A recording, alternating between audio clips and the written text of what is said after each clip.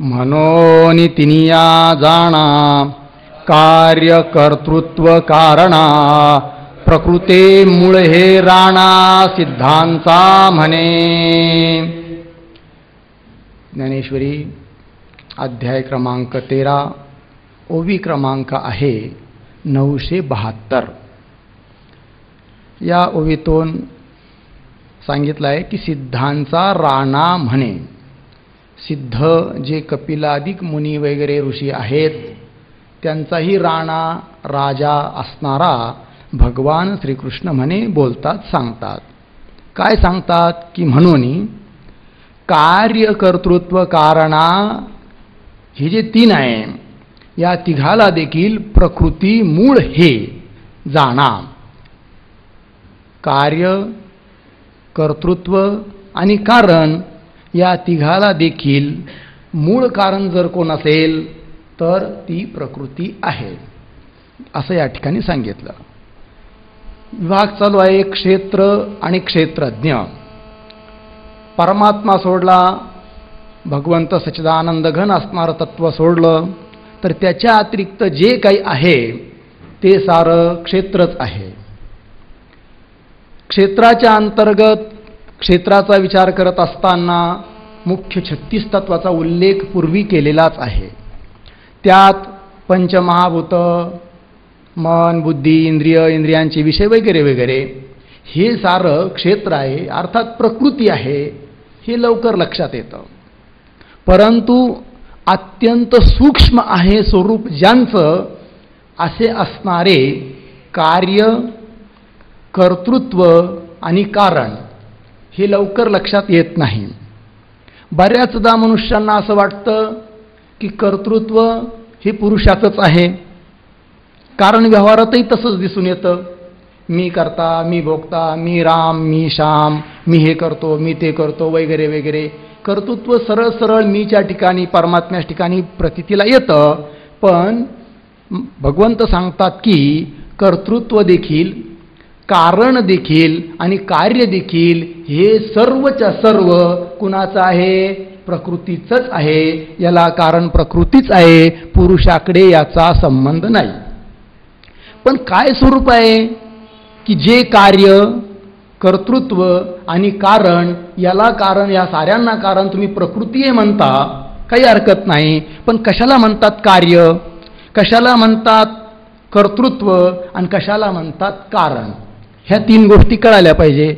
या तिघांचीही व्याख्या आत्ताच वर या 20 नंबरच्या श्लोकाखाली ज्या 3 ओव्या आहेत 969, 70 आणि 71 मध्ये तिघांची व्याख्या केलेली आहे.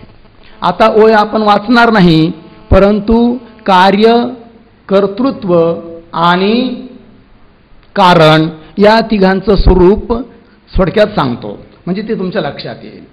होतं काय, मनुष्याला जेव्हा कोणत्याही पदार्थाची किंवा वस्तूची इच्छा होते, विषयाची इच्छा होते, त्यावेळेस मनुष्य काय करतो, तो विषय प्राप्त होण्यासाठी प्रयत्न करतो. आणि एकदा का तो विषय प्राप्त झाला तर त्या विषयापासून सुखाचा किंवा दुःखाचा साक्षात्कार होतो. अर्थात सुख आणि दुःख याला कारण आहे विषय, आणि विषय हे सुख दुःखाला कारण आहे. म्हणून या ठिकाणी कारण शब्दाने विषय घ्यायचे.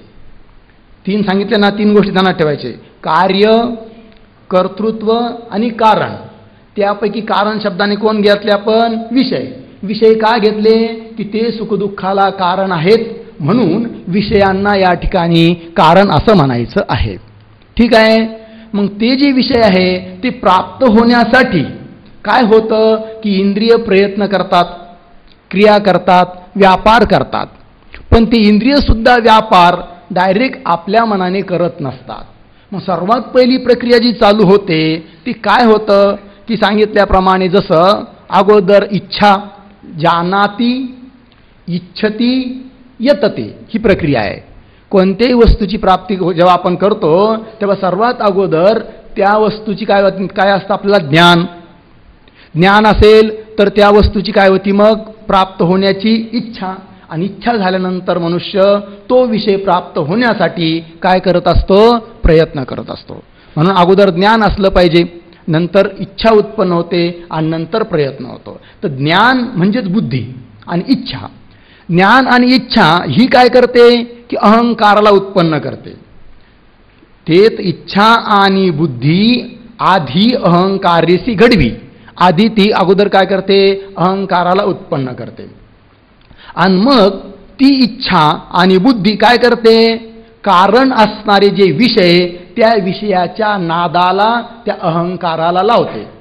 म्हणजे तो विषय आपल्याला मिळावा असं प्रयत्न करायला लावते. ठीक आहे की नाही?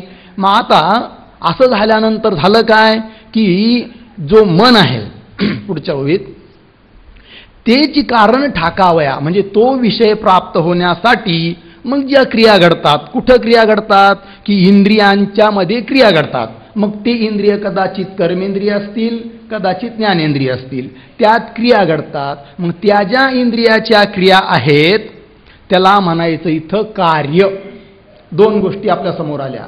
कारण शब्दाने घेतले विषय, तो विषय प्राप्त होण्यासाठी घडणाऱ्या इंद्रियांच्या क्रिया, ते झालं इथं कार्य. आता कर्तृत्व काय आहे? तर इंद्रिय सुद्धा तो विषय प्राप्त होण्यासाठी जे प्रयत्न करतात त्यांना सुद्धा कुठून तरी प्रेरणा मिळालेली असते, कुठून तरी आदेश मिळालेला असतो. मग अगोदर त्या विषयाचं ज्ञान आहे, इच्छा आहे, आणि मग ती इच्छा किंवा तो अहंकार मनात उठवी, मनाला प्रेरित करतं आणि मनाला प्रेरित करून त्या मनाला इंद्रियापर्यंत पाठवून देतं. म्हणजे त्या मनामध्ये अशी जागृती करते, उत्पन्न होते की तो विषय आता आपल्याला प्राप्त झाला पाहिजे. आणि म्हणून इच्छा आणि बुद्धी यांच्याद्वारे मनाच्या ठिकाणी उत्पन्न होणारी जी प्रेरणा, इंद्रियाला प्रेरित करण्यासाठी जी प्रेरणा आहे त्यालाच या ठिकाणी म्हटलेलं आहे कर्तृत्व. हा सुद्धा धर्म मनाचाच आहे. मग कर्तृत्व, इंद्रियांची व्यापार म्हणजे जिथे झालं कार्य, आणि विषय हे झाले कारण. मग ते कारण असो, इंद्रियांचा व्यापार रूपी कार्य असो, किंवा मनामध्ये इंद्रियाला प्रेरित करण्यासाठी जो भाव उत्पन्न झाला की ज्याला या ठिकाणी आपण कर्तृत्व म्हटलेलं आहे, ते कर्तृत्व असो, या साऱ्यांना कारण जर कोण असेल तर ती प्रकृतीच आहे. म्हणून आता इथून पुढे संदर्भ की म्हणोनी, मागचा संदर्भ याच्यासाठी घ्यावा लागला की म्हणोनी या तिन्ही म्हणजे कोण? कार्य, कर्तृत्व आणि कारण. या तिघांनाही कारण कोण आहे? तर मूळ प्रकृती आहे, असं भगवंताने अर्जुनाला सांगितलं. पुढे एवं तिचेनी समवाये प्रकृती कर्मरूप होये परिजया गुणा वाढे त्राये त्याची सारेखे. हा विषय चालू झालेला आहे 969 पासून ते 980 पर्यंत. कार्य, कर्तृत्व, कारण या सर्वासाठी मूळ कारण जे आहे ती प्रकृतीच आहे हे सांगण्यासाठी 980 पर्यंत असणाऱ्या ओव्यांची प्रवृत्ती आहे. बघा, एवं अशा रीतीने तिहीचेनी समुदाय या तिघांच्या समुदायाने प्रकृती कर्मरूप होये.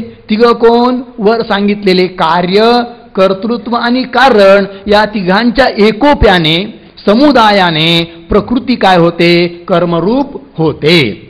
म्हणजे प्रकृती या तिघांचं रूप धारण करते असं. परी जया गुणा वाढे त्राये त्याची सारखी. पण एक आहे म्हणे काय की जया गुणा त्राये वाढे त्याची सारखी.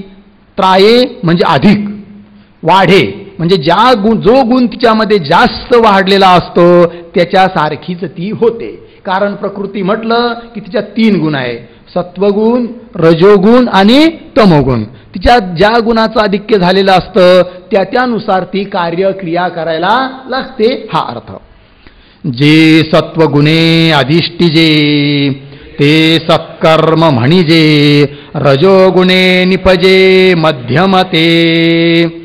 जे सत्वगुणे अधिष्ठिजे, जे कर्म सत्वगुणे अधिष्ठिजे सत्वगुणाचा स्वीकार करून ते सत्कर्म म्हणिजे, म्हणजे सत्वगुणाचं अवलंबन करून जे कर्म केल्या जातं त्याला म्हणायचं सत्कर्म. कर्माचे देखील 3 प्रकारे उराले, सत्कर्म, अधम कर्म वगैरे वगैरे. तर ते सत्कर्म आहे. आणि रजोगुणे निपजे ते मध्यम. एक झालं सत्कर्म, सत्वगुणाच्या आधिक्याने होणारं जे कर्म ते सत्कर्म.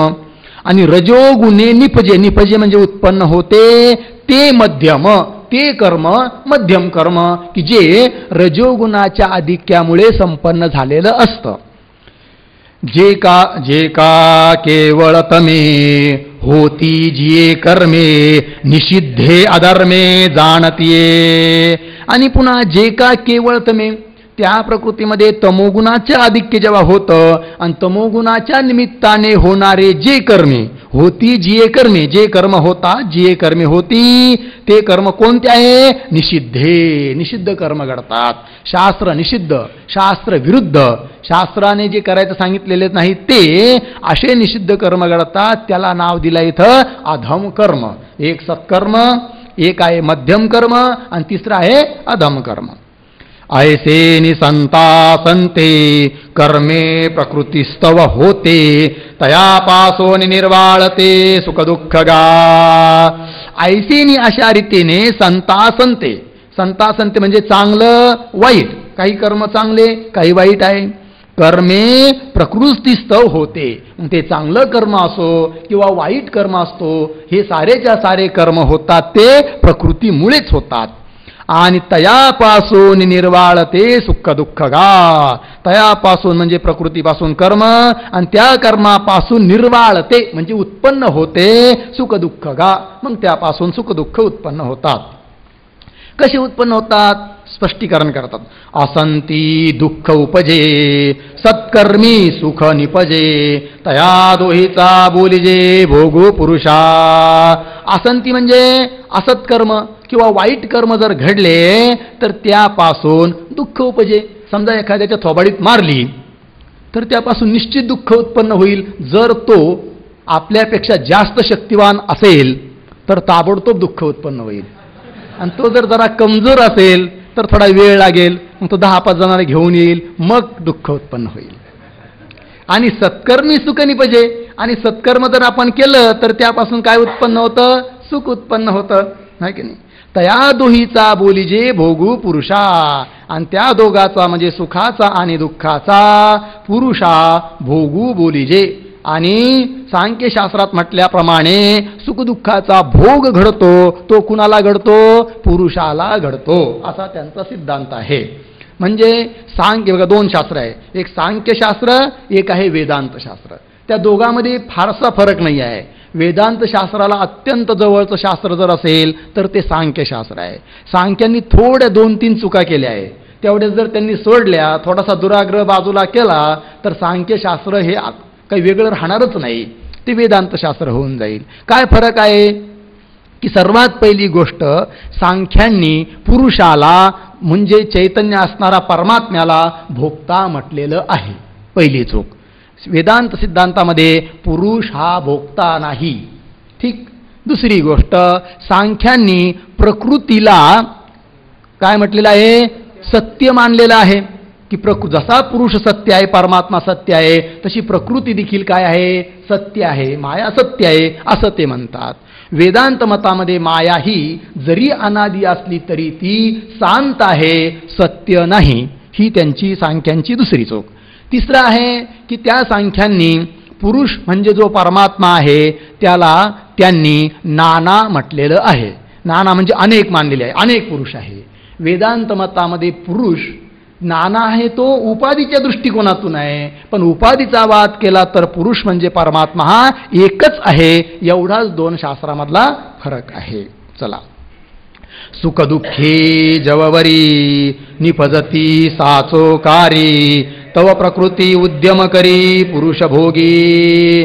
सुख दुःखे जववरी साचोकारी निपजती. साचोकारी खरोखर जोपर्यंत ते निपजती उत्पन्न होतात तव तेव्हा प्रकृती काय करते? उद्यम करी, उद्योग करत राहते आणि ते सुखदुःख उत्पन्न करून त्याचा भोग ती पुरुषाला देते. पुरुष भोगी, पुरुष त्याचा भोग घेतो. प्रकृती पुरुषांची कुळवाडी सांगता असंगडी जे आंबुली जोडी आंबुला खाय. प्रकृती पुरुषांची कुळवाडी. कुळवाडी म्हणजे त्यांचा संसार किंवा त्यांचा व्यवहार. प्रकृती आणि पुरुष यांचा जो व्यवहार आहे, यांचा जो संसार आहे, तो कसा आहे म्हणे, सांगता त्यांच्या संसाराचं विवेचन करत असता असंगडी, असंगडी म्हणजे एक विसंगतता दिसते, अघटितपणा दिसतो. कसं की जे अंबुली जोडी अंबुला खाय, अंबुली म्हणजे स्त्री प्रकृती, ती जोडते म्हणजे कमवते, आणि अंबुला म्हणजे तो पती असणारा पुरुष, तो आयता बसून खातो, ढग्या, काहीच करत नाही, जागेवर बसलेला आहे, हालत नाही डुलत नाही. ती बिचारी रोज कामाला जाते, 20 रुपये रोजाने कमवून आणते, याला खाऊ घालते. अंबुला अंबुलिये संगतीना सोये, की अंबुली जगवे चोजाय का. आणखीन आश्चर्य पहा म्हणे की अंबुला अंबुलिये, अंबुला म्हणजे तो पती आणि अंबुली म्हणजे ती प्रकृती असणारी स्त्री, हे दोघं संगतीना सोये, त्यांचा कधीच मेळ होत नाही, ते कधीच एकत्र येत नाही. पण असं असून देखील की अंबुली म्हणजे ती प्रकृती जगविये, जगरूपी पुत्राला ती जन्म देते, प्रसवते, चोज ऐका. बघा हे किती आश्चर्य आहे. पुरुषा प्रकृतिस्थो हि भुंक्ते प्रकृतिजान गुणान, कारणम गुणसंगोस्य अनंगतोपेंधा निकवडा नुसधा जीर्णवाती वृद्धा पासो निवृद्ध. या ओळीपासून म्हणजे 981 ते 984 पर्यंत पुरुषाचं स्वरूप सांगितलेलं आहे. कसा आहे तो पुरुष, कसा आहे तो अंबुला. बघा, अनंग तो पेंधा, अनंग अंगरहित अर्थात निराकार, त्याला कोणत्याही प्रकारचे अवयव नाही. पुन्हा तो कसा आहे, पेंधा, पेंधा म्हणजे पांगळा, पांगळा आहे. कारण जर त्याला काही अवयव असते, हात पाय असते, तर तो चालला असता, पण त्याला हातपायच नाही, आणि म्हणून तो कसा आहे, पेंदा आहे, पांगळा आहे. पुन्हा निकवडा, निकवडा म्हणजे कवडा, म्हणजे कवडी म्हणजे पैसे, निकवडा म्हणजे कवडी रहित, अर्थात तो दरिद्री आहे, त्याच्या ठिकाणी काही नाही. प्रकृतीला विचारलं, बाई तुझ्याजवळ काय काय आहे, माझ्याजवळ मी काय कमी आहे का, बघा बघा बघा किती मोठं ऐश्वर्य आहे माझं. तिच्याजवळ खूप पंचमहाभूत आहेत, अहंकार आहे, मन आहे, बुद्धी आहे, इंद्रिय आहेत, हे सारा संसार कुणाचा आहे, प्रकृतीचाच आहे. पण त्याला जर विचारलं, नाही बा आपलं काय नाही, अवधार पुसणे द्या ना, थांबा थांबा तिला विचारतो, त्याच्याजवळ नाहीच आहे काय, तर तो काय करणार हो, विचारा तो कसा आहे, निकवडा. नुसधा, बरं नुसता म्हणजे अगदी एकटा, केवळ एकटा आहे, त्याच्या ठिकाणी द्वैत नावाची वस्तूच नाही. बरं असं असून सुद्धा तो कसा आहे, जीर्णू, अतिशय जीर्ण आहे. का किती जीर्ण आहे, अतिवृद्धा पासोनी वृद्ध. अतिशय वृद्ध एखादा मनुष्य असेल समजा 120, 200, 400, 500 वर्षाचा, किंवा ते पाण्यात पोहणारे कोण आहे हो, पिंपळाच्या पानावर कोणते ऋषी आहेत, हा मार्कंडे. सर्वात जास्त आयुष्यवाला जर कोणी असेल तर मार्कंडे ऋषी आहे. पण त्याच्याही पेक्षा वृद्ध आहे म्हणे कोण, हा पुरुष. कारण त्याचा जन्म असेल तर म्हणता येईल की इतक्या इतक्या वयाचा आहे, पण त्याचा जन्मच नाही ना, तो कसा आहे, अनादी आहे. बरं अनादी असून पुन्हा अनंत आहे, असा तो अतिवृद्ध आहे. आणि वृद्ध असून सुद्धा जणू काय तरुणच आहे, तो कधी जुना पण होत नाही. तया आडनाव पुरुखू एरवी स्त्रीना नपुसकू किंबहुना एकू निश्चयो नाही. अहो म्हणे मग त्याला पुरुष कसं काय म्हणतात, अहो म्हणे पुरुष कशाला त्याला म्हणायचं, तो फक्त कसा आहे, आडनावाचा पुरुष आहे. वास्तविक पाहता पुरुष हे नाव सुद्धा त्याला नाहीच. काही काही लोक आडनावाचे असतात. एका माणसाचं नाव आडनाव होतं श्रीमंत, आणि तो लोकाला रोज म्हणायचा, हो एक चहा पाण्याचा कब्बर, अरे काय चहा बाजा, तुझं श्रीमंत आहे, तुला काय चहा बाजा, अहो म्हणजे आमचं आडनाव आहे नुसतं. बरं मग ठीक आहे, हरकत नाही, पाजतो. तया आडनाव पुरुष, आडनावाचा फक्त तो पुरुष आहे, वस्तुता पुरुष हे नाव सुद्धा त्याच्या ठिकाणी नाही आहे. तात्पर्य तो कोणत्याही शब्दाचा वाच्य किंवा लक्ष होत नाही. लक्ष होतो हे सुद्धा प्रक्रिया समजावून सांगण्यापुरतं आहे. वस्तुतः पाहिलं तर तो वाच्यही नाही आणि लक्षही नाही आहे, तो आपल्या महिमेत सदैव सर्वत्र सदैव विराजमान आहे. एरवी जर खरं पाहिलं तर स्त्रीना नपुसकू, तो स्त्री बी नाही आहे, नपुसक बी नाही आहे, पुरुष बी नाही आहे. किंबहुना एकू निश्चयो नाही, किंवा एकू म्हणजे तो अमुक प्रकारचा आहे, अमुक आकाराचा आहे, एवढा लांब आहे, एवढा रुंद आहे, असा निश्चय सुद्धा त्याच्याबद्दल बोलता येत नाही. तो आहे मात्र नक्की आपल्या महिमेत आहे.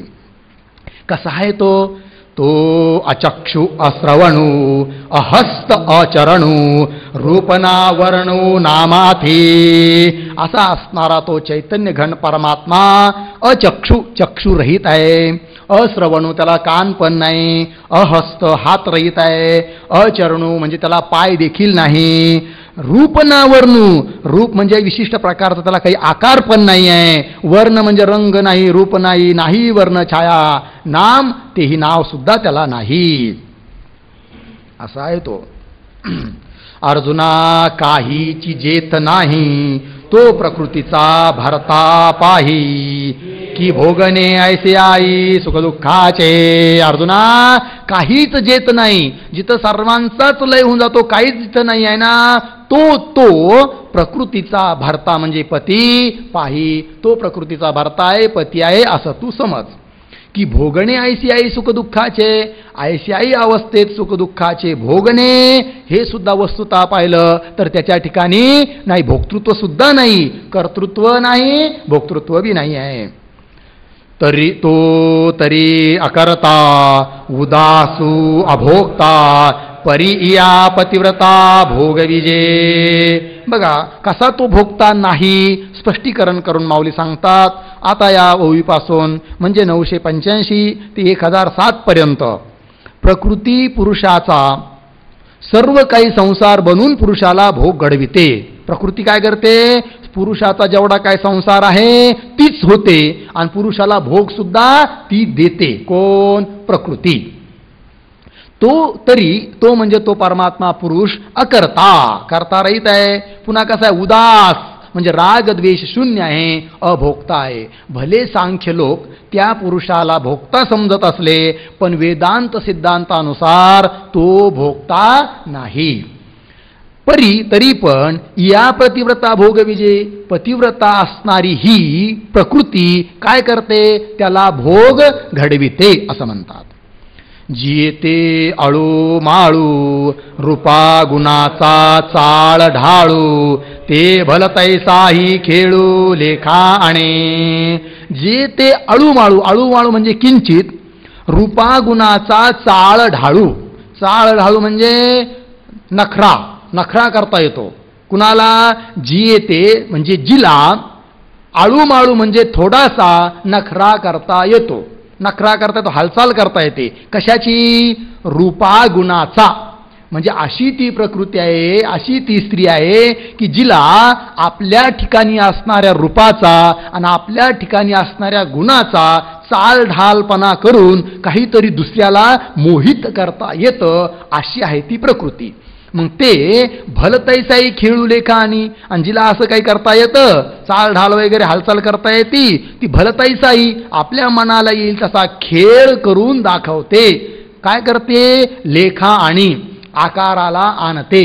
यद्यपि तो पुरुष आहे, आपल्या महिमेत आहे, त्या तो भोगता पण नाही आहे, पण ही त्याच्या ठिकाणी भोक्तृत्व दाखवते, भोक्तृत्वाचा आरोप करविते. आणि म्हणूनच मनुष्य म्हणतो ना, मी सुखी, मी दुःखी, मी खातो म्हणजे मी भोगता समजतो. वस्तुता पाहिलं तर भोक्तृत्व सुद्धा कुणाचं आहे, प्रकृतीचं आहे. पण ती प्रकृती इतकी नखरेबाज आहे की ती आपल्या सामर्थ्याने पुरुषाच्या ठिकाणी भोक्तृत्व दाखवते.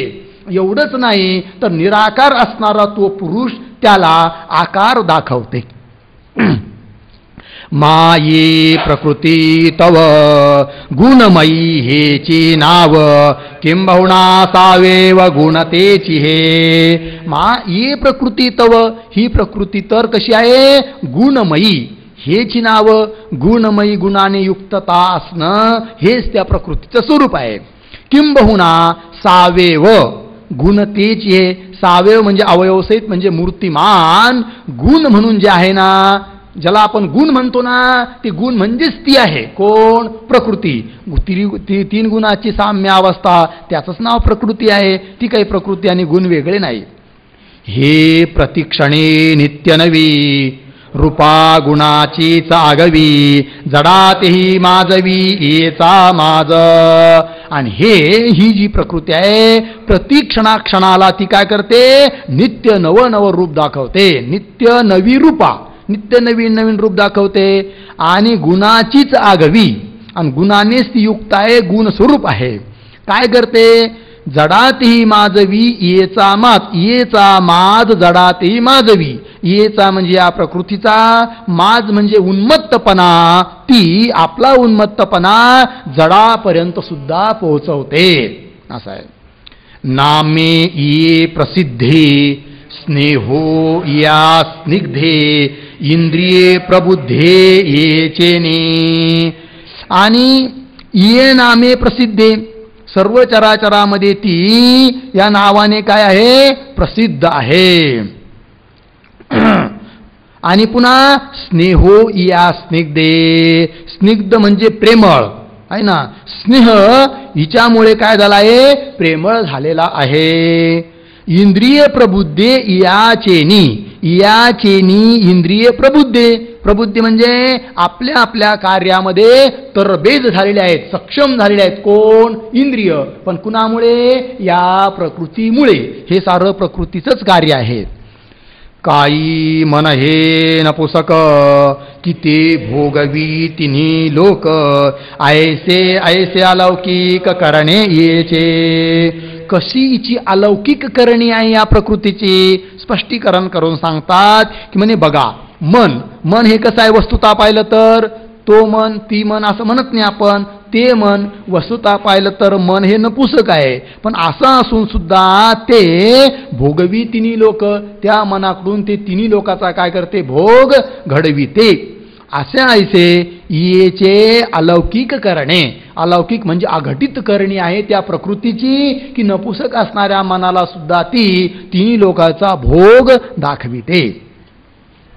हे भ्रमाचे महाद्वीप, हे व्याप्तीचे रूप, विकार उमप या केले. हे म्हणजे ही प्रकृती भ्रमाचे महाद्वीप, महाद्वीप म्हणजे मोठं बेट आहे, भ्रमाचं द्वीप आहे. असा ती भ्रम दाखवते. किती मोठा भ्रम दाखवते, याला काही सीमा आहे का? अहो, जगताला सत्य म्हणून दाखवते. जे शरीर आपलं नाही त्या शरीराला मी म्हणून दाखवते. हे काय मोठं कमी झालं? हेच तर मोठं बेट आहे तिचं भ्रमाचं.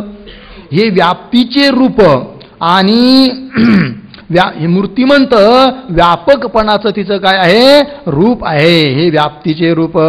विकार उमप या केले, या उमप विकार केले. उमप म्हणजे अतिशय किंवा असंख्य विकार तिने निर्माण केले आहेत. हे कामाची मांडवी, हे मोहवनीची माधवी, ये प्रसिद्धीचे दैवी माया हे नाम. हे म्हणजे ही प्रकृती कशी आहे? कामाची मांडवी, मांडवी म्हणजे मंडप, मांडव, कामाचा मांडप आहे. अर्थात कामाचा आधारस्तंभ आहे. अर्थात हिच्यामुळे काम उत्पन्न होतो असा अर्थ. पुन्हा हे मोहवनीची माधवी, माधवी म्हणजे वसंत ऋतू. मोहरूपी वनासाठी ही काय आहे? वसंत रूपी आहे. एकदा ही आली की लगेच मोह उत्पन्न होतो. कारण वसंत ऋतू आला की कुंजराव करते कोण? कोकिळ. त्याप्रमाणे ही मोहवनीची माधवी. अजून काय की हे प्रसिद्धची दैवी माया हे नाम. हिला आणखीन प्रसिद्ध नाव आहेत म्हणे. काय की हिला दैवी म्हणतात, देवाच्या संबंधाने राहते, त्याचा आश्रय करून राहते, म्हणून हिला दैवी म्हणतात, किंवा हिला माया म्हणतात, किंवा हिला प्रकृती म्हणतात, किंवा दैवी माया असं म्हणतात. हे तिचे नावं प्रसिद्ध आहेत. कशी आहे ती? हे वाङ्मयाची वाढी, हे साकारपणाची जोडी, प्रपंचाची धाडी अभंग हे. पुन्हा कशी आहे? वाङ्मयाची वाढी. वाङ्मय म्हणजे शब्दसृष्टी. जणू काही शब्दसृष्टीच जणू काय तीच बनलेली आहे. पुन्हा हे साकारपणाची जोडी म्हणजे ही प्रकृती जडाला सुद्धा साकारपणाची प्राप्ती करून देते. साकारपणाची आकाराला घेऊन आकाराची प्राप्ती आहे. पुन्हा हे अभंग, न भंगणारी, नष्ट न होणारी. तिच्यावर फक्त एकच औषध आहे आणि ते म्हणजे तत्वज्ञान. तत्वज्ञान जर सोडलं तर बाकीचे कोणतेही उपाय केले तरी तिचा नाश किंवा बाध होत नाही. आणि अशी असणारी अभंग स्वरूप असणारी ती प्रपंचाची धाडी, धाडी म्हणजे टोळधाड आहे. अर्थात प्रपंच रचना दाखवण्यासाठी ती अतिशय तरबेज आहे, पटाईत आहे. कळा येथून झालिया, विद्या येच्या केलिया, इच्छा ज्ञान क्रिया वियाली हे. काय आणखीच स्वरूप आहे हो, तर कला येथून झालिया, येथून कला झालिया.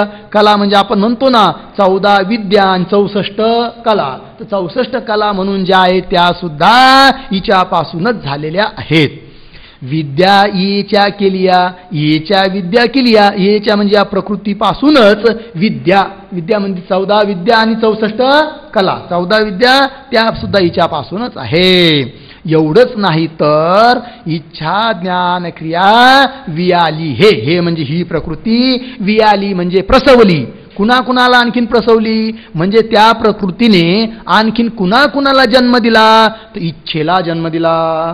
ज्ञान, ज्ञान म्हणजे अंतकरणाचा ज्ञानरूप परिणाम, वृत्ती विशेष, त्याला सुद्धा तिने जन्म दिलेला आहे. कारण अंतकरण हे जर प्रकृतीचं कार्य आहे तर अंतकरणाच्या अनेक परिणामापैकी तो ज्ञानरूप परिणाम सुद्धा कुणाचं कार्य आहे, प्रकृतीचंच कार्य आहे, मायेचंच कार्य आहे. आणि क्रिया व्यापार म्हणून जेवढा घडतो क्रिया हे सुद्धा प्रकृतीच आहे. इथं ज्ञान शब्दाने सच्चिदानंदघन परमात्मा असं घ्यायचं नाही. हे नादाची टांकसाळ, हे चमत्काराचे वेळाउळ, किंबहुना सकळ खेळ येचा. हे म्हणजे ही प्रकृती आणखीन कशी आहे हो, नाद, नाद म्हणजे ध्वनी, ध्वनी वर्णरूप ध्वनी आणि ध्वनी आवाज किंवा नादाची टांकसाळ आहे. टांगसाळ आहे म्हणजे हिच्यापासून हे शब्द मात्र उत्पन्न झालेले आहेत, म्हणजे शब्दाला देखील जन्म देणारी हीच आहे.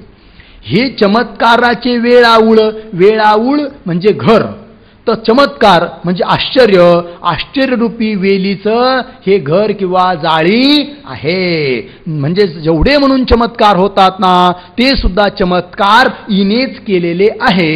मग ते केदार घाटीतले असो का ओडिसातले असो, सारे चमत्कार आहे ते हिचेच आहे. किंबहुना सकळ खेळ येचा, एवढंच नाही तर सारा खेळ कुणाचा आहे, या प्रकृतीचाच आहे. जे उत्पत्ती प्रलय होत ते येचे सायं प्रात, हे असो अद्भुत मोहन हे. एवढंच नाही तर उत्पत्ती, स्थिती आणि प्रलय हे सारच्या सारं, हे सारा कोणाचा खेळ आहे, हिचाच खेळ आहे. परंतु प्रलय, उत्पत्ती आणि प्रलय हे दोन घेतले, दोन्ही मधला ऑटोमॅटिक आपोआप येतो स्थिती, म्हणून त्याचा उल्लेख न करता उत्पत्ती आणि प्रलय हे जणू काय ह्या प्रकृतीची काय आहे, सकाळ आणि संध्याकाळ, सायं प्रात. जसं सकाळ येते, सकाळ झाल्यानंतर संध्याकाळ येते, पुन्हा सकाळ येते, त्याप्रमाणे या प्रपंच रचनेची ती उत्पत्ती करते, पुन्हा प्रलय करते, पुन्हा उत्पत्ती करते, पुन्हा प्रलय करते. म्हणून तिच्या दृष्टिकोनातून हा उत्पत्ती प्रलय जणू काय सकाळ संध्याकाळ आहे. हे असो हे मोहन अद्भुत, मोहन, हे मोहन म्हणजे हे सुद्धा काय आहे, अद्भुत मोहन हे सुद्धा या प्रकृतीचंच आहे. अद्भुत मोहन म्हणजे काय, मोहन म्हणजे भ्रम, भुरळ, ती त्या पुरुषाला भुरळ पाडते, भ्रमात टाकते, हे सुद्धा तिचंच आहे. किती मोठ्या भ्रमात टाकते हो, त्याला काही अंत आहे का. अहो जो आपण कधी आपला जन्म झाला नाही, आपला नाश नाही, आपल्यात कोणता विकार नाही, आपला शरीराधिकाचा काही संबंध कधी झालाच नाही, तरी सुद्धा ती शरीराला आपलं म्हणायला लावते. केवढा मोठा तिचा मोहन आहे, भ्रम आहे, तो सुद्धा त्या प्रकृतीचाच आहे दोरीच, पण वाटतो साप. मग साप रूपी जो भ्रम दाखवला आहे तो मोहन कुणाचा आहे, कुणाचा आहे, अज्ञानाचाच आहे. दोरीविषयीचं असणारं जे अज्ञान की जिला आपण इथं प्रकृती म्हणतो, माया म्हणतो, तिचंच ते सारं कार्य आहे. तसं संपूर्ण जगत दाखवते, हे सुद्धा कार्य कुणाचं आहे, तर त्या आत्मस्वरूपाविषयी असणारी जी अविद्या, अज्ञान, जिला आपण प्रकृती म्हणू शकतो, माया म्हणू शकतो, अशी असणारी ती, तिचंच हे सारं कार्य आहे. हे अद्वयाचे दुसरे, हे निसंगाचे सोयरे, हे निराळे घरे आनंद असे. पुन्हा आणखीन काय की ही प्रकृती अद्वयाचे दुसरे, अद्वय म्हणजे एकाकी असणारा पुरुष, अद्वय स्वरूप असणारा पुरुष, तिला ती काय करते, दुसरे. त्याच्या दृष्टिकोनातून ही दुसरी आहे, जोडीदारी नाही त्या पुरुषाची जणू काय. पुन्हा हे निसंगाचे सोयरे, निसंग म्हणजे संग नसणारा, ज्याला कोणताच प्रकारचा संग नाही आहे, संबंध नाही आहे, त्याच्यासाठी ही प्रकृती सोयरा बनते, संग म्हणून येते. पुन्हा निराळेसी घरे नांदत असे. निराळेसी, निराळ म्हणजे अगदी निरालंब किंवा निराळ म्हणजे आकाश वगैरे याच्या सहित घरे नांदत असे. तात्पर्य काय की निरालंब, ज्याला कुणाचं आलंब आश्रय नाही असा असणारा जो पुरुष परमात्मा जणू काय त्याच्या घरे नांदत असे, त्याच्या घरी म्हणजे त्याच्या आश्रयावर ही राहते. येते ये तुलावरी सौभाग्य व्याप्ती थोरी मनोनी तया आवरी अनावराते. येते ये तुलावरी, येतवर येतपर्यंत सौभाग्य व्याप्ती थोरी म्हणजे या प्रकृतीचं जे सौभाग्य आहे त्या सौभाग्याची जी व्याप्ती म्हणजे विस्तार, थोरी म्हणजे मोठेपणा, हिच्या सौभाग्याच्या विस्तारपणाचा मोठेपणा कुठपर्यंत आहे, येतवरी, येतुलावरी, वर सांगितलेल्याप्रमाणे. आणि म्हणून तया अनावराते आवरी, एवढा मोठा तिचा सौभाग्याच्या व्याप्तीचा विस्तार असल्यामुळे ती प्रकृती अनावराते आवरी, अनावर म्हणजे अमर्याद व्यापक असा असणारा जो पुरुष परमात्मा त्याला आवरते, आकळविते, आपल्या आटोक्यात घेते, आपल्यात मर्यादित करण्याचा प्रयत्न करते. कोण? ती प्रकृती. तयाच्या तव ठाई निपटूनी काहीची नाही की तया आगवेही आपणची होय.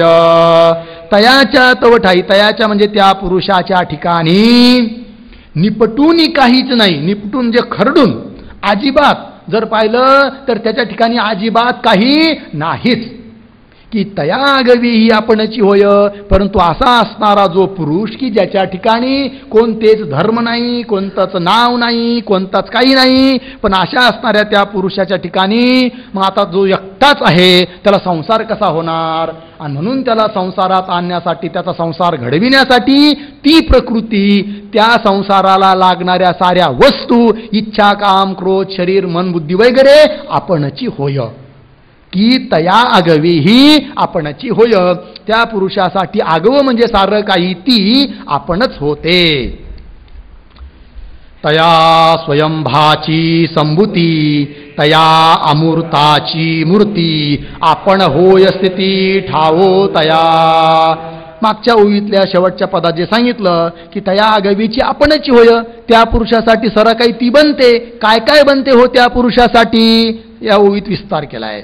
की तया म्हणजे त्या पुरुषासाठी, तया स्वयंभाची, तो पुरुष वस्तुता पाहिला तर कसा आहे, स्वयंभ आहे. स्वयंभ म्हणजे स्वतः सिद्ध आहे, त्याची उत्पत्ती नाही आहे, त्याला कुठून आणलेलं नाही आहे, तो स्वयंभू आहे. पण तया स्वयंभाची संभूती, तया अमूर्ताची मूर्ती म्हणजे स्वयंभू असणारा जो परमात्मा त्यालाही ती संभूतीत आणते. संभूतीत आणते म्हणजे त्याच्या ठिकाणी उत्पत्ती दाखवते. आणि म्हणूनच मनुष्य म्हणतो, अहो तुमचा जन्म केव्हा झाला, जन्मतारीख काय तुमची, अमुक अमुक जन्मतारीख आहे. अरे बाबा, ती जन्मतारीख शरीराची आहे रे, आत्म्याची नाही. पण तरी देखील त्या आत्म्याच्या ठिकाणी काय करते, ती संभूती उत्पत्ती दाखवते. तया अमूर्ताची मूर्ती, अमूर्त आहे तो परमात्मा, अमूर्त आहे म्हणजे निराकार आहे, पण त्याला सुद्धा मूर्तीरूप दाखवते. आपण होय स्थिती ठावो तया, एवढंच नाही तर ती प्रकृती त्या पुरुषासाठी स्थिती आपण होय, त्याला राहण्याचं ठिकाण आपण होते. आणि ठावो तया स्थान आणि राहण्याचं देहरूपी ठिकाण, ती सुद्धा काय होते, देहरूपी ठिकाण की ज्यात पुरुष आहे त्याचं, त्याला राहण्याचं ठिकाण सुद्धा, देह सुद्धा कोण बनते, ती प्रकृतीच बनते. तया अनार्ताची आरती तया पूर्णाची तृप्ती तया कुळाची जाती गोत होय. आणि तया म्हणजे तो जो पुरुष आहे, वस्तुतः पाहिलं तर तो अनार्थ आहे. अनार्थ आहे म्हणजे आर्त म्हणजे इच्छा, अनार्थ म्हणजे इच्छा रहित, त्याला कोणतीच इच्छा नाही आहे त्या पुरुषाला. पण त्या अनार्थासाठी ती काय बनते, आरती बनते, इच्छा बनते. तया पूर्णाची तृप्ती, तो परमात्मा पूर्ण आहे, तो तृप्तच आहे, पण तरी सुद्धा त्याच्यासाठी ती काय बनते? तृप्ती बनते. त्या आकुळाची जाती गोत गा होय. वस्तुतः पाहिलं तर तो पुरुष जो आहे अकुळ म्हणजे कुळरहित आहे. त्याला जात नाही, गोत नाही, कोणता कुळ धर्म नाही. तो मात्र सच्चिदानंद घन आपल्या महिमेत आहे. पण अकुळ स्वरूप असणारा तो परमात्मा पुरुष, त्याच्या ठिकाणी ती जाती होते. त्याच्यासाठी ती गोत होते. म्हणजे त्या पुरुषाच्या संबंधाने जेवढं काय तुम्हाला दिसतं तो सारा संसार ती प्रकृतीच बनते, प्रकृतीच होते. तया अनर्चाचे चिन्ह, तया अपाराचे मान, तया अमनस्काचे मन बुद्धी होय. आणखीन काय काय संसार उत्पन्न करते ती? की तया अनर्थाचे चिन्ह, किंवा काही ज्ञानेश्वरीमध्ये पाठ आहे अचर्चाचे. अर्थ काय होत त्याचा? दोन्हीचा अर्थ एकच आहे, अनर्चाचे किंवा अचर्चाचे. म्हणजे ज्याच्याविषयी चर्चा करता येत नाही. कारण चर्चा ही केल्या जाते शब्दाने, आणि शब्दाने त्या वस्तूची चर्चा केल्या जाते की ज्या वस्तूच्या ठिकाणी कमीत कमी जाती, गोत, क्रिया, काहीतरी धर्म आहे, त्या वस्तूची चर्चा शब्दाने करता येते. पण परमात्मा जो आहे त्याच्या ठिकाणी जाती, गोत, कुळ वगैरे काहीच नाही, म्हणून त्याची शब्दाने चर्चा करता येत नाही. शब्दाच्या कक्षेत, शब्दाच्या मर्यादेत तो परमात्मा येत नाही. पण असा असणारा तो परमात्मा त्याचं सुद्धा ती दाखवते. अनर्चाचे चिन्ह, ज्याची चर्चा करता येत नाही, ज्याचं शब्दाने लक्षण करता येत नाही, त्याचं सुद्धा लक्षण म्हणून जे बनते ना, ते तीच बनते. कोण? प्रकृती. तया अपाराचे मान, अपार म्हणजे मर्यादा रहित, स्वगत सजाती विजातीय भेद रहित असा असणारा तो परमात्मा, त्याला ती काय करते? इयत्ता दाखवते, मान दाखवते, माप दाखवते. तया अमनस्काचे मन बुद्धी होय. वस्तुता पाहिलं तर त्या परमात्म्याला मन नाही आहे. मन नाही, मनातले विकार त्याच्या ठिकाणी नाही आहे. पण अमनस्काचे मन सुद्धा ती बुद्धीच होते.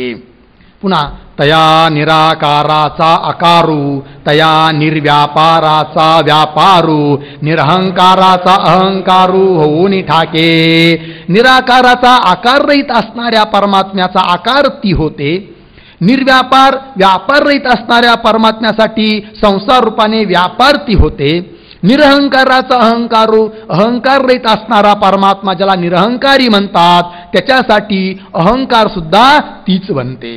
तया अनामाचे नाम, तया अजाचे जन्म, आपण होय कर्म क्रिया तया. त्या परमात्म्याला नाम नाही आहे, अनाम आहे. पण अनाम नाम रहित असणाऱ्याला सुद्धा ती नाम ती बनते.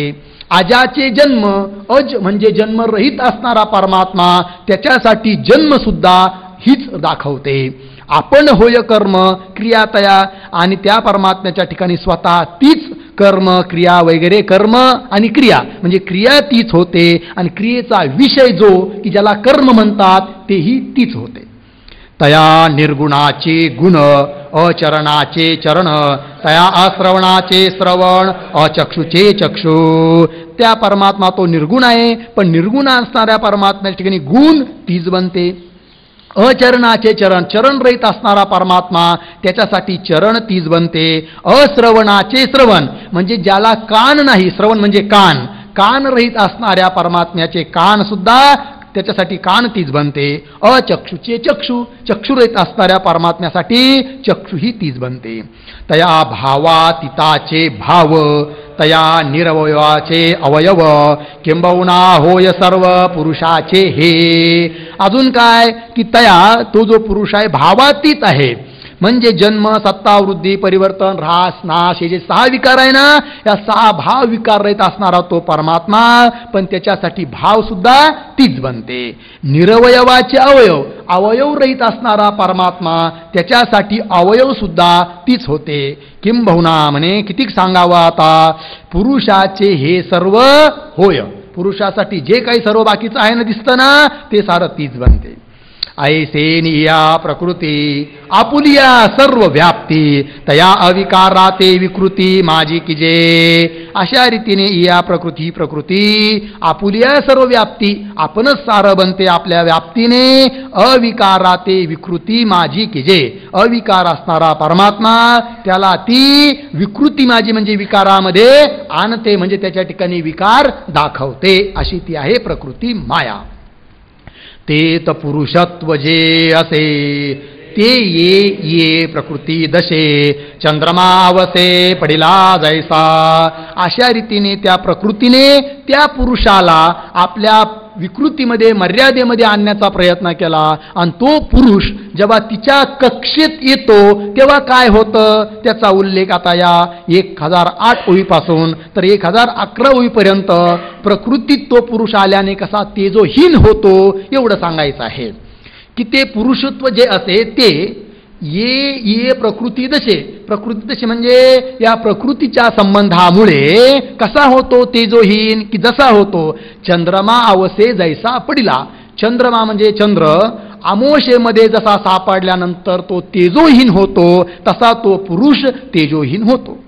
विदळ बहु चोखा मिनलिया वाला एका कस होय पांचका जया परे. दृष्टांत दिलेला आहे, सरळ सरळ दृष्टांत आहे. म्हणजे सुवर्ण आहे, शुद्ध जर सुवर्ण असेल तर त्याला नाव आहे 15.5 किंवा 15ची मिळणी, पूर्वीचं जुनं नाव आहे.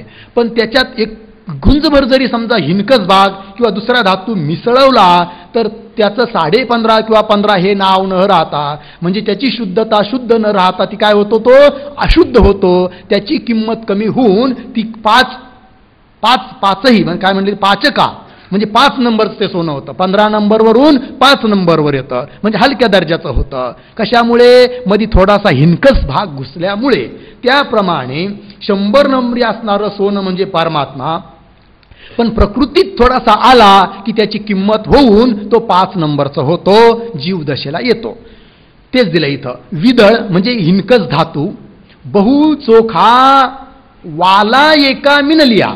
बहुचोखा म्हणजे अतिशय शुद्ध असणारं सुवर्ण, वाला एका म्हणजे वालभर कणभर, मिनलिया म्हणजे मिसळला असता, पांचका जयापरी कस होय. मग त्या सुवर्णाचा ज्याप्रमाणे 5का म्हणजे 5 नंबरी असा कस होतो एवढ्या किमतीचं ते होतं. उदाहरण झालं. का साधू ते गोंधळी संचुरोनी सुये मैळी नाना सुदिनाचा आभाळी दुर्दिनू किजे. या ओवीत 2 दृष्टांत दिलेले आहे की साधू म्हणजे एखादा चांगला मनुष्य आहे आणि एखादं पिशाच त्या चांगल्या मनुष्याच्या शरीरात त्याने का प्रवेश केला, संचरोनी प्रवेश केला तर गोंधळी त्याला भ्रमवतं, भ्रमात टाकतं है ना. मैळी सुये तसं बघा, साधू ते गोंधळी संचरोनी सुये मैळी. मैळी म्हणजे पाप कर्मामध्ये, सुये म्हणजे घालवतं. तात्पर्य काय, एखादा चांगला मनुष्य आहे म्हणजे त्याची बुद्धी इंद्रिय मन सारे चांगले आहेत, परंतु त्याच्या अंगात का पिशाच्याने संचार केला तर ते पिशाच त्या मनुष्याला गोंधळात टाकतं आणि पाप कर्मात प्रवृत्त करतं. हा दृष्टांत. अजून नाना किंवा सुदिनाचा आभाळी दुर्दिनू किजे. किंवा एखादा सुदिन आहे, चांगला उत्तम दिवस आहे, दिवाळी दसऱ्याचे दिवस आहे किंवा ज्ञानेश्वरी कार्यशाळेत चाललेले सुदिन आहेत, परंतु अशा असणारा जो सुदिन त्या सुदिनाला सुद्धा एखादी गोष्ट येऊन काय करते, दुर्दिन बनवते. एखादी वाईट घटना कानावर आली की सुदिनाचा दुर्दिन होतो. किंवा स्वच्छ असा आभाळ आहे, सुदिन आहे, चांगलं आहे आणि खूप ढग आले तर तो काय होतो, दुर्दिन होतो. दुर्दिन होतो म्हणजे उदास दिवस होऊन जातो. त्याप्रमाणे अजून उदाहरण. जेवी पय पशुच्या पोटी का वन्नी जैसा काष्टी गुंडूने घेतला पटी रत्नदीप. या ओवीत 3 दृष्टांत दिले आहे. जेवी पशुच्या पोटी पय, पय म्हणजे दूध. दूध कसं आहे, चांगलं आहे, पण पशुच्या पोटात असतं तोपर्यंत ते दिसत नाही किंवा ते तेजोहीन आहे, त्याला महत्व नाही. का काष्टी जैसा वन्नी. वन्नी हा तेजदार आहे, चमकणारा आहेत, पण तो जोपर्यंत प्रगट नसतो, काष्टात असतो, तोपर्यंत तो जसा मलिन म्हणजे दिसत नाही, त्याचं तेजपणा दिसत नाही. किंवा रत्नदीप पटी गुंडोनी घेतला. रत्न आहे, चमकणार आहे, पण अनंत कपड्याने गुंडून म्हणजे गुंडाळून घेतल्यानंतर जसं त्याचं तेज दिसत नाही, त्याप्रमाणे सच्चिद आनंद घन तेज स्वरूप असणारा परमात्मा जेव्हा त्याच्यावर प्रकृती सारा संसार उत्पन्न करून त्याच्यामध्ये त्या मन बुद्धी अहंकार हा सारी प्रकृती आहे, पण त्याच्यामध्ये ती जेव्हा त्या पुरुषाला आणते तेव्हा तो ज्ञानस्वरूप सच्चिदानंद घन असणारा पुरुष पण तेजोहीन होतो, या सांगितलेल्या दृष्टांताप्रमाणे.